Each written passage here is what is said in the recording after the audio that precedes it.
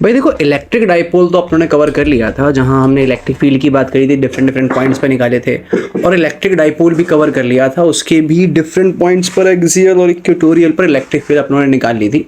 ठीक है, और ये चैप्टर भी ऑलमोस्ट काफ़ी कवर कर चुके हैं। इस चैप्टर में जो पोर्शन रह गया है वो आपका रह गया है गॉस लॉ, इलेक्ट्रिक फ्लक्स, जिसको मैं नेक्स्ट वीडियोज़ में कवर करूँगा। तो अब यहाँ पर ना मैं बात करूंगा डाइपोल के अपकमिंग पोर्शंस की, जो लास्ट वीडियोस में रह गए थे, लाइक रोटेशन ऑफ डाइपोल, है ना, टॉर्क कितना लगेगा, वर्क डन कितना होगा, पोटेंशियल एनर्जी कितनी होगी, स्टेबल अनस्टेबल इक्विलिब्रियम क्या रहने वाला है, बहुत डीप में समझेंगे, जैसा कि पिछले वीडियोज में बता चुका हूँ। क्वेश्चंस करेंगे बढ़िया कॉन्सेप्चुअल ज़बरदस्त। ठीक है, तो बिना टाइम वेस्ट किए आइए वीडियो को स्टार्ट करते हैं। देखो यहाँ पर जी, अपनों को यहाँ पर रोटेशन ऑफ डाइपोल पढ़ना है। डाइपोल देख लिया था, डाइपोल आपके पास क्या होता है, ऐसा सिस्टम, डाइपोल वो सिस्टम है, डाइपोल वो सिस्टम है, डाइपोल वो सिस्टम है, डाइपोल वो सिस्टम है जहाँ पे दो इक्वल एंड अपोजिट चार्जेस कुछ डिस्टेंस पे रखे होते हैं। ठीक है जी, और वहाँ का जो डाइपोल मोमेंट होता है वो नेगेटिव से पॉजिटिव की तरफ होता है, अपोजिट टू इलेक्ट्रिक फील्ड। इतना हम जान चुके थे। अब इसके बाद जो हमें कंटिन्यू करना है रोटेशन ऑफ डाइपोल। तो मान लिया कि अपना कोई डाइपोल है, वो माइनस प्लस का पेयर वो ऐसे तिरछा रखा हुआ है इलेक्ट्रिक फील्ड में, तो जो डाइपोल मोमेंट होगा वो कहाँ से कहाँ होगा, डाइपोल मोमेंट अपना नेगेटिव से पॉजिटिव रहने वाला है, ये पी वेक्टर रहेगा। ठीक है जी। अच्छा, अब यहाँ पर हम क्या देखते हैं, यहाँ पर अपन देखेंगे कि डाइपोल मोमेंट ऊपर की डायरेक्शन में है, इलेक्ट्रिक फील्ड सामने है, तो डाइपोल मोमेंट में और इलेक्ट्रिक फील्ड में यहाँ कुछ एंगल बन रहा है अल्फा। अच्छा, अब होगा क्या, अब होगा ये कि जब भी positive charge, I am repeating, जब भी पॉजिटिव चार्ज इलेक्ट्रिक फील्ड के कॉन्टेक्ट, इवन कोई सा भी चार्ज इलेक्ट्रिक फील्ड के कॉन्टेक्ट में आएगा तो उसके ऊपर एक फोर्स लगेगा। यदि वो चार्ज पॉजिटिव है तो फोर्स लगता है इलेक्ट्रिक फील्ड के अलोंग, इसको नाम दिया F1 वेक्टर। यदि चार्ज नेगेटिव है तो उस पे फोर्स लगता है इलेक्ट्रिक फील्ड के अपोजिट, उसको नाम दिया F2 वेक्टर। बात समझ आ रही है मेरी? ठीक है जी। तो यहाँ पर इतना करने के बाद यदि मैं आगे बढ़ूँ तो अब यहाँ पे देखो ज़रा, मैं F1 की वैल्यू लिखूँ तो आप मुझे बताओ F1 की वैल्यू क्या होगी। F1 वेक्टर आपका QE होता है ना, force on charge particle in electric field, तो चार्ज प्लस का और इलेक्ट्रिक फील्ड। ठीक है जी। अगर मैं सेकेंड चार्ज पार्टिकल पे, नेगेटिव चार्ज पार्टिकल पे फोर्स निकालूं तो चार्ज आपका माइनस का Q इंटू में इलेक्ट्रिक फील्ड E। अरे भैया इधर देखो ज़रा, ये कहा गया, ये चार्ज पार्टिकल पे फोर्स QE प्लस का और माइनस वाले पे फोर्स माइनस QE।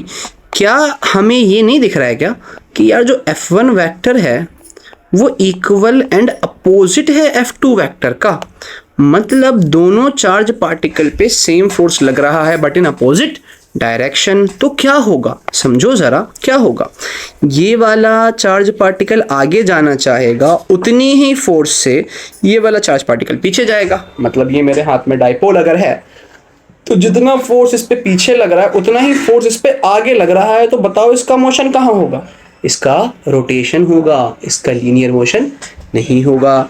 तो यहाँ पर अपने डाइपोल का रोटेशन शुरू हो जाएगा, कुछ टॉर्क इस डायरेक्शन में घुमाएगा इसको और कुछ आपका इस डायरेक्शन में घूमेगा।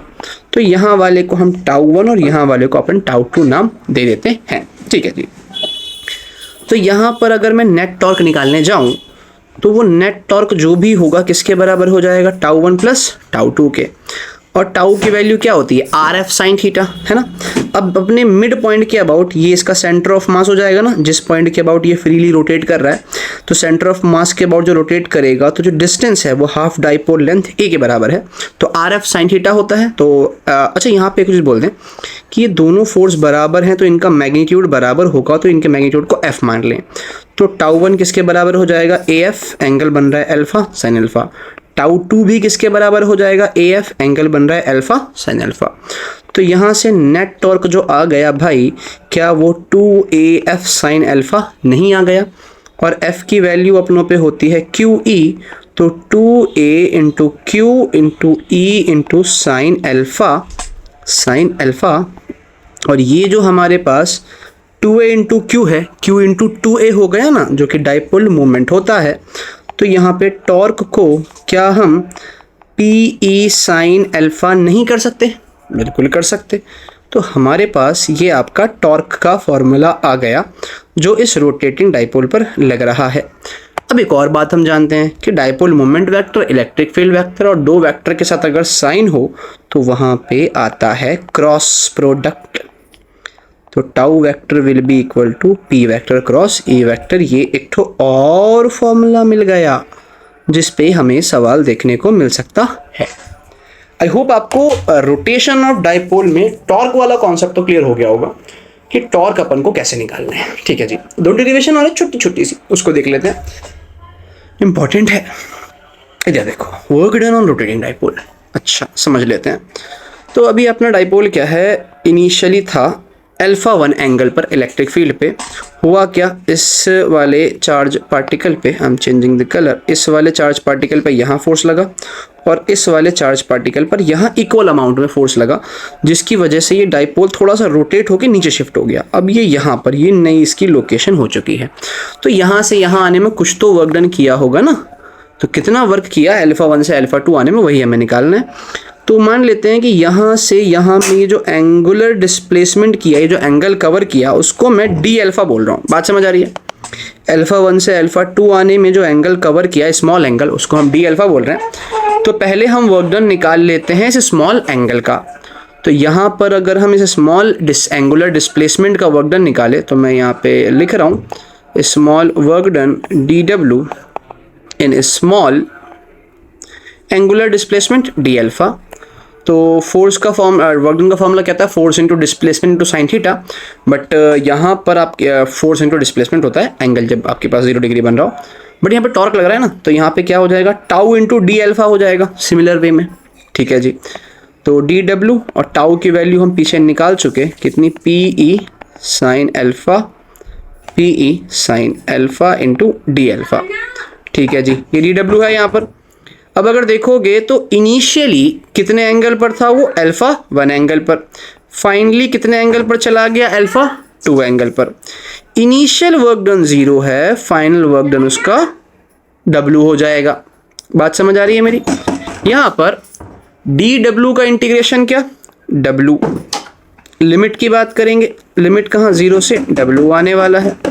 यहाँ के इंटीग्रेशन की बात करेंगे तो पी ई, ठीक है जी, और साइन अल्फा। ये एक काम करो ना, पीई हमारा कांस्टेंट है तो उसको बाहर निकाल लो। पीई हमारा अगर कांस्टेंट है तो बाहर निकाल लें। इंटीग्रेशन किसका होगा यहाँ पे, साइन अल्फा का। और साइन अल्फा का इंटीग्रेशन कितना होता है, माइनस का कॉस अल्फा, लिमिट अल्फा 1 से अल्फा 2। इस माइनस साइन को भी बाहर निकाल लेंगे तो ये हो जाएगा W। इस माइनस को अपन बाहर निकाल लेते हैं, PE, ये आपके पास क्या हो जाएगा, cos alpha 2 upper limit minus lower limit cos alpha 1। यहाँ तक बात समझ आ रही है? ठीक है जी, तो ज़रा देखो W will be equal to, हमारे पास माइनस कॉमन अगर निकाल लें तो फाइनल फॉर्मूला क्या आ गया, PE cos alpha 1 minus cos alpha 2। बात समझ आई? तो ये हमारे पास फॉर्मूला हो गया वर्क डन का। जब किसी भी डाइपोल को इलेक्ट्रिक फील्ड में रोटेट कराया जाएगा इलेक्ट्रिक फील्ड के फोर्स की वजह से, तो ये वर्क डन उसके ऊपर लग रहा होता है। बात समझ आ रही है? क्या हो गया था, तो इतना बजा क्यों रहा था? ये बंद कर देंगे इसको, एसी खुला हुआ है। ठीक है जी, तो ये हमारे पास फॉर्मूला आ गया वर्क डन रोटेटिंग डाइपोल। ठीक है, आगे बढ़ते हैं। इतना क्यों बजा रहे थे? अगला टॉपिक है अपना पोटेंशियल एनर्जी ऑफ डाइपोल। इसको देखते हैं। देखो ज़रा, यहाँ पर पोटेंशियल एनर्जी निकालने के लिए इनिशियली अज्यूम कर लेते हैं कि आपका डाइपोल जो है ना वो 90 डिग्री पर है। ठीक है, और रोटेट हो करके अभी कुछ पर्टिकुलर एंगल अल्फा पर आ गया। अच्छा, अब हमें मालूम है कि जो आपका पोटेंशियल एनर्जी है वो कहीं ना कहीं, पोटेंशियल एनर्जी जो है, पोटेंशियल एनर्जी जो, आप इतना क्यों शोर कर रहे थे अभी? पता नहीं था मैं अंदर हूँ, क्या पता नहीं था मैं वीडियो बना रहा हूँ। तमन्ना ने कहा गेट बाहर खुला हुआ, खिड़की, तमन्ना आ गई अंदर और सुन ही रही है। क्या कुछ बाहर खिड़की खुली भी हाँ, थी, ठीक तब है, आकर के ठीक, दरवाजा ठीक है। बजाया, ठीक है। जब बाहर खिड़की तो उसका ना रहेगी कपड़ा डाल। तो आपके पास पोटेंशियल एनर्जी का जो फॉर्मूला हो जाएगा that is change in work done. अब यहाँ से अगर पोटेंशियल एनर्जी निकालेंगे तो हम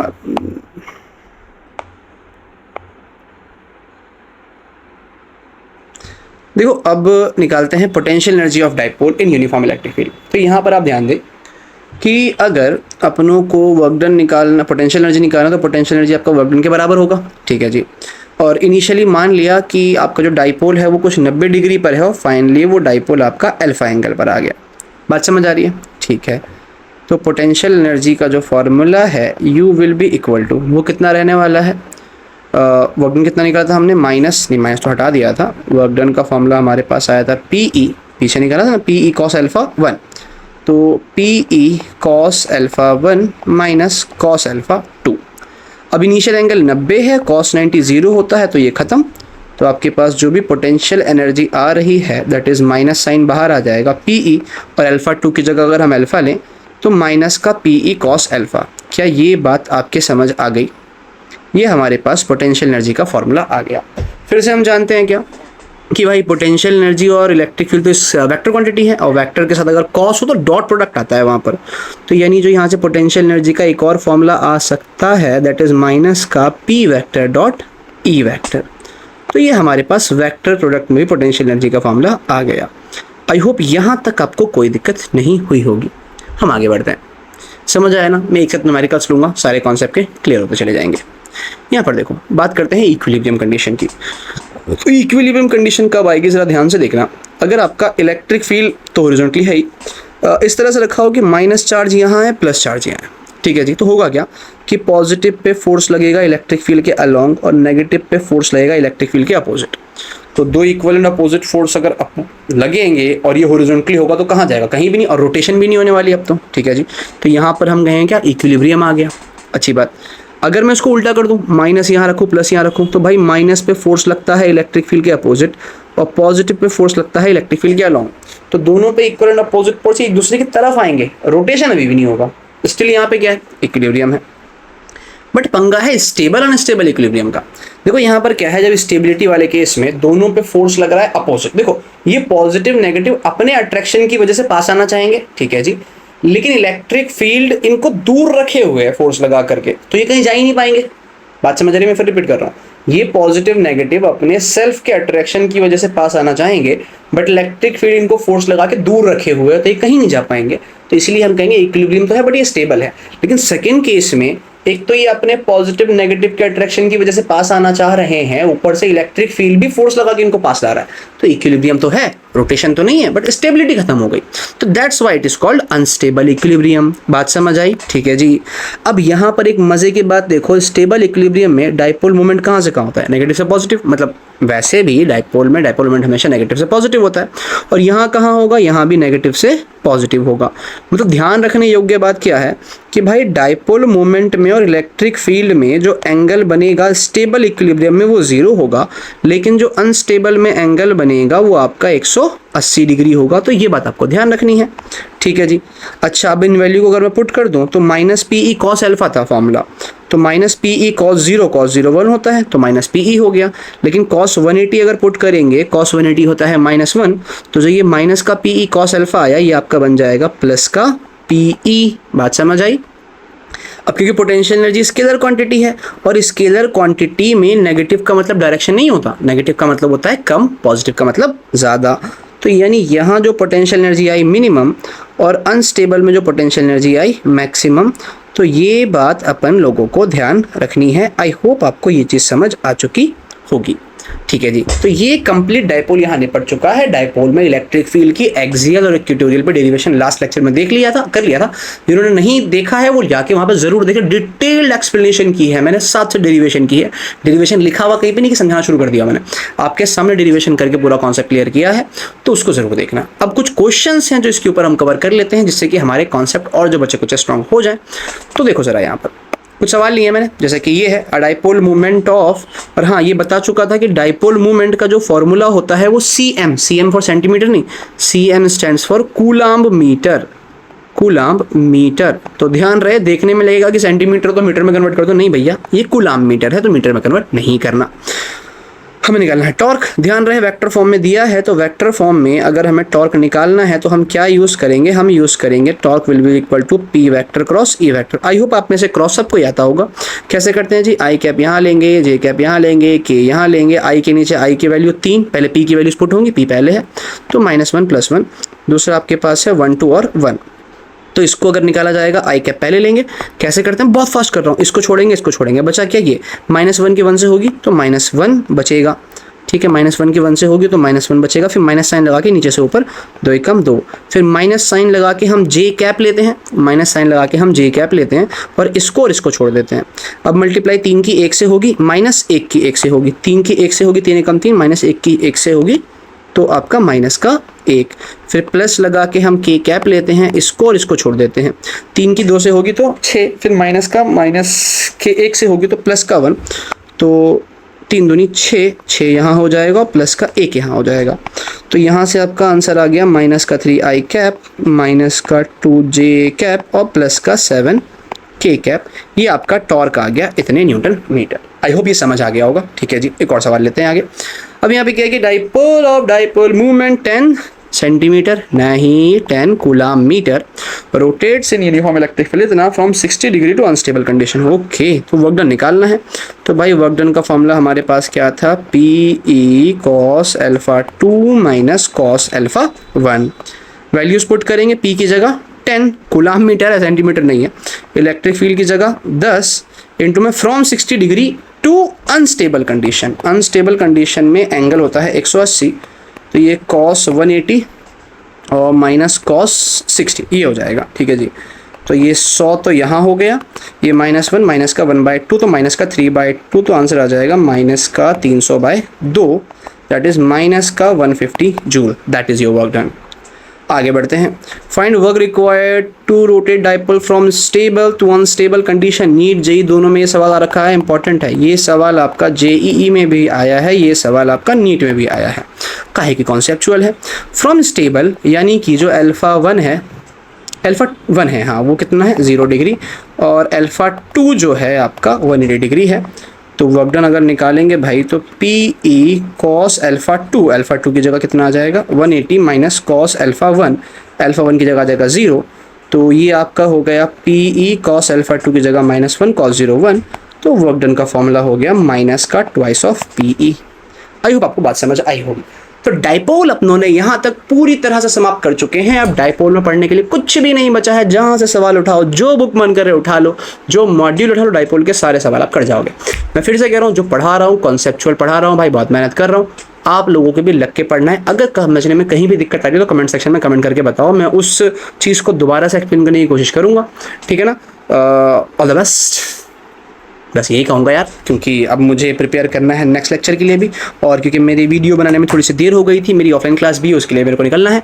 तो मिलते हैं नेक्स्ट वीडियो में, जहाँ मैं इलेक्ट्रिक फ्लक्स की वीडियो कंप्लीट अपलोड करूँगा। तो भैया आपके प्यार की ज़रूरत है, आपके सपोर्ट की ज़रूरत है। सपोर्ट करते रहिए, वीडियो शेयर करते रहिए, चैनल को सब्सक्राइब करते रहिए, दोस्तों से भी कराइए, उन्हें भी कहिए कि वीडियोज़ देखें, सिर्फ सब्सक्राइब करके ना छोड़ दें। मैं करूँगा, अच्छा थोड़ी डालूंगा सब्सक्राइबर्स का, अगर वो देखेंगे नहीं तो वीडियोज़ देखनी है, उन्हें सपोर्ट करना है। अगर समझ आ रही है तो ज़बरदस्ती नहीं यार, देखो टाइम वेस्ट नहीं करना आपको अपना मेरी वीडियोज़ पर। अगर आपको समझ नहीं आ रही है तो ठीक है ना, आपको वो वीडियोस देखनी है जो नेट पे मौजूद हैं, जिनसे आपको समझ आ रहा है। ठीक है, सो मिलते हैं नेक्स्ट लेक्चर में।